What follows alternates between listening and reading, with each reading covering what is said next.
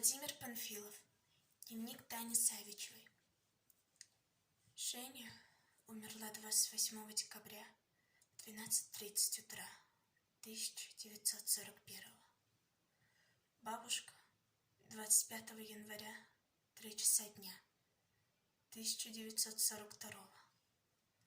Лека умер 17 марта в 5 часов утра. Дядя Вася 13 апреля 2 часа ночи. Дядя Леша 10 мая в 4 часа дня. Мама 13 мая в 7:30 утра 1942. Савичевы умерли. Умерли все. Не спорьте, я прошу вас, Бога ради. Так страшно. Каждый звук своей душой чеканя. Никто нам не поведал о блокаде, как девочка, чье имя Савичева Таня.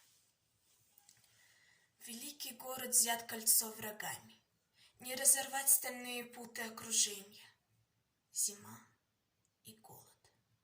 И тайком от мамы она запишет в декабре. Не стало Жени. День дня страшней. Бомбежки, артобстрелы и слезы детские, что не бывает горше. Родные лишь каким-то чудом живы. Январь выводит Таня. Бабушки нет больше. Весна еще не отогрела город, и дотянуть живым немыслимо до лета. Все злей, невыносимый жуткий голод.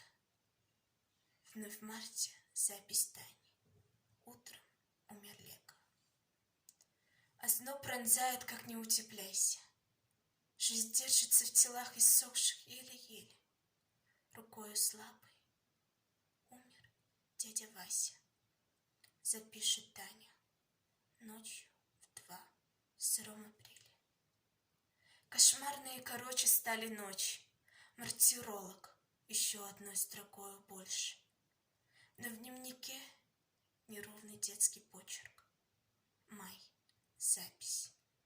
Днем сегодня умер дядя Леша. Нам не дано постичь весь ужас драмы, где брались силы сердцем детским, чтобы биться. Через 3 дня не стало ее мамы. Скупая запись. Мама умерла в 7:30. От записи последней стынут руки.